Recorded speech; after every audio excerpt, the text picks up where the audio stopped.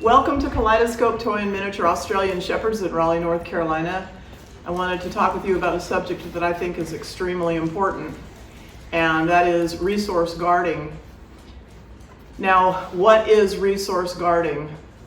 If you think about a resource such as food, water, shelter, bed, those sort of things, if you have a dog that is protective over those items, then that is considered resource guarding. It's different than hoarding, like taking a sock and running and going under the bed. That's not resource guarding. That's just hoarding. But to me, resource guarding, it's super important to train your dog not to have that behavior. It is a common complaint, and it can be dangerous, and it can be scary, and it can also sort of erode the relationship that you have with your dog. But if you look at it from the dog's point of view, it's actually quite acceptable in polite dog society. A dog in nature, it has a body part off of a deer, or it has a dead animal that it's going to eat, and another dog comes up, and the other dog either takes it away from the dog, or the dog that has that resource, that food, is going to posture, growl, get down on the food, on the item, stare, growl, and then the other dog might walk away. Or a fight could even ensue if they're sort of equal. But that's just acceptable in polite dog society. But as people, as humans, when we see our beloved pet growling at us and showing its teeth and crouching down and ready to pounce, it's like, oh, I thought you loved me. So we take it really personally, and really it's not a huge deal to the dog. But what the dog has to understand is that is not acceptable communication with a human. They are not allowed to do that. I have Raffi here. He is from Blue and Storm, and he's been here for just a few days. And so I asked them, hey, is there anything you want me to work on with him, and specifically while I'm just babysitting him for a few days. And they mentioned, the usual, but when they said resource guarding, a bell went off because they have a toddler. And this dog has to understand, all dogs, but if you have a toddler in the house, a child in the house, children in and out, the children have to learn how to behave around the dog. That's number one. And the dog has to learn how to behave around the children, number two. Generally, conflicts between toddlers and dogs, or children and dogs, is a lack of supervision and too much freedom of the child and the dog having access to each other. So you do want to limit access that they have to one another, and you have to know your own dog and its tolerance for being around small children. Hi, Raffi. Now, I am not giving advice in this video. I'm just giving my opinion, my experience, and what I'm doing with Raffi. Now, I have spent a few days bonding with Raffi and letting him get to know the farm, and taking him for walks and introducing him to the horses, chickens, cats, dogs, ducks, all the animals we have on the farm. And he really is having a good time.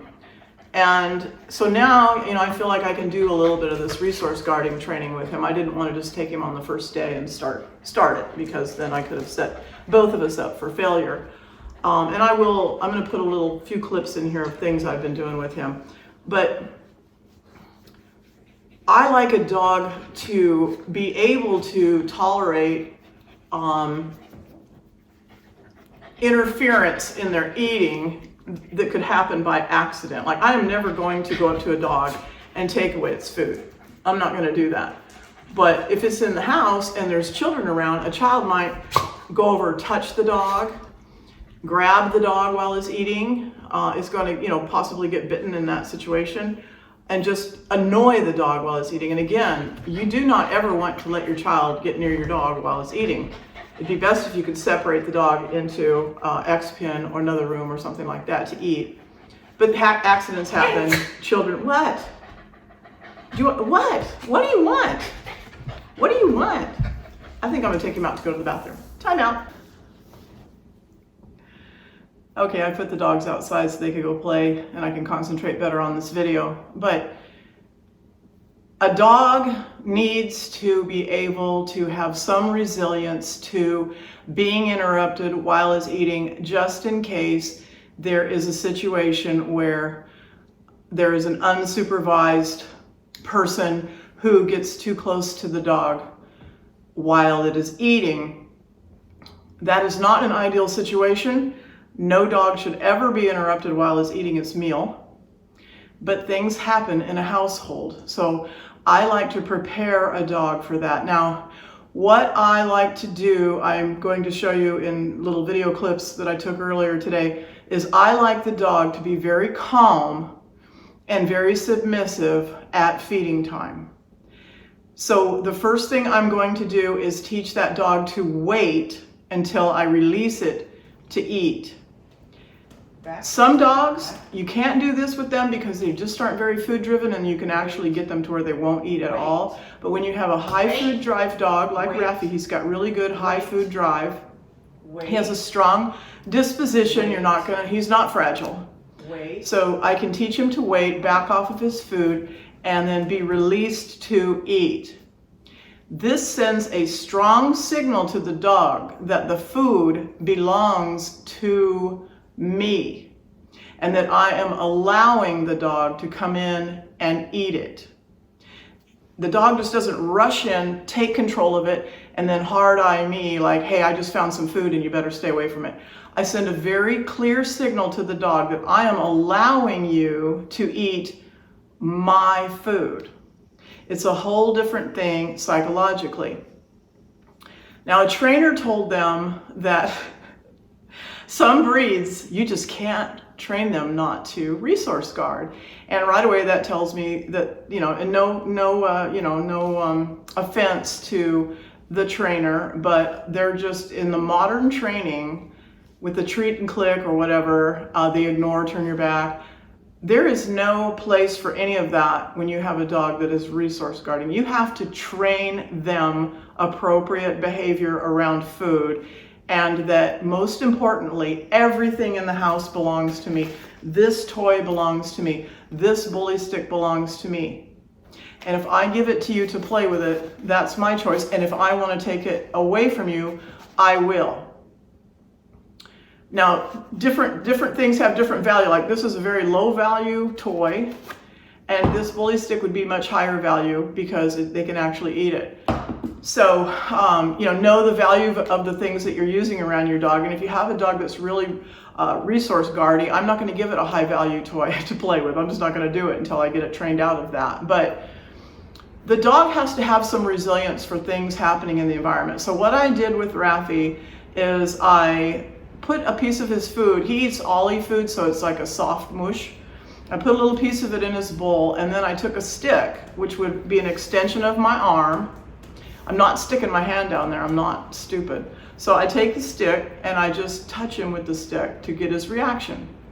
And I touch him more and more with the stick, and I put the stick in his bowl, I'll drop some food in, put the stick in the bowl, and then eventually I'm using my hand, but I'm certainly not going to, and look, again, I'm not giving you advice because, things can happen. If you're having a big problem with resource guarding, find a trainer that actually knows how to deal with it if you cannot. But I'm not giving advice, I'm just showing you what I did. And then I started to pet him. I pulled his tail. Like, let's say that a little kid came by, bumped him while he was eating, pulled his tail. We don't want that to ever happen, but we also like to set these dogs up for what could happen. So I did that. I touched him and I pulled his tail while he was eating. But see, he got the message right away that the food belongs to me. See, that's the most important aspect of this.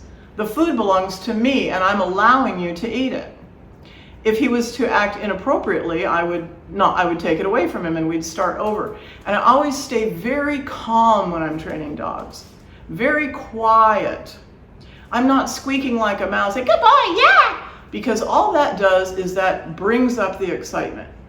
And the other thing I would never do with a dog that is a resource guarding dog is I'm not going to take it out in public with a freaking treat pouch on me full of food. because now your dog is resource guarding the food that's in your pouch. So I'm leaving all that kind of stuff at home. I'm not taking his toy, I'm not taking his food, I'm just taking the dog on a leash. If you can't go without food on an hour walk, you know, too bad. It's not going to starve to death, and it doesn't need treats to walk on a leash. It's an adult dog. So when you have a resource guarding dog, seek professional advice if you can't handle it yourself, but take a good look at the relationship. Does your dog demand everything from you? Now, I let him tell me he had to go to the bathroom. He really had to go to the bathroom. And that was fine. He was letting me know that. But if he was demanding something else, if he was demanding a toy, if he was demanding food, if he was demanding other things, then I would not have that. I would take him, I would have him do some obedience. I would have him, I'd, you know, sit here with my foot on the leash and make him lay on the floor with something to chew on. But if your dog is allowed to demand things from you, if your dog runs and jumps up in your lap and demands that you pet it, then don't be surprised when it demands that you leave its food alone, that it demands that it leaves its toys alone, that you leave its toys alone. Because the relationship is already that the dog is running the show.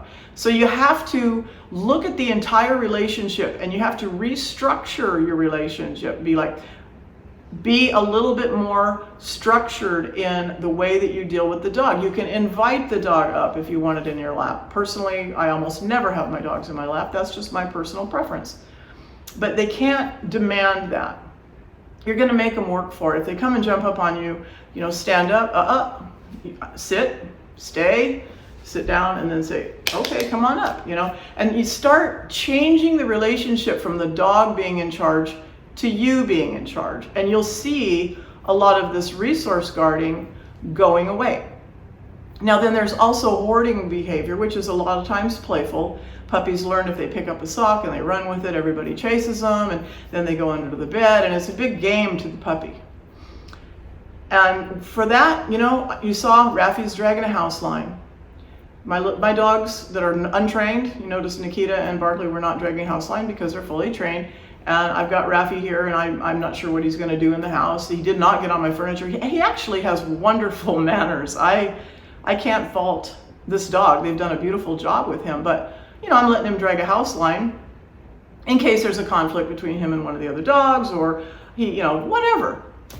I don't know him that well, so he's dragging a house line. That way he can get clear signals from me of what I do and I do not allow. So if I have a pup in the house, it's either tethered to me or it's dragging a house line. So if it picks up a sock and goes under the bed, I can pull it out from under the bed gently. I can take the sock away, and I can give it something appropriate to chew, so that you teach it what is and is not appropriate. But resource guarding is serious. If you have that problem, consult a professional if you can't deal with it yourself, but get it taken care of. And I hope this video has helped you. Just seeing the way that I do it might give you some ideas on how you deal with it. But again, as I say, if you think that there could be any nipping or biting, consult a professional. Thanks for watching.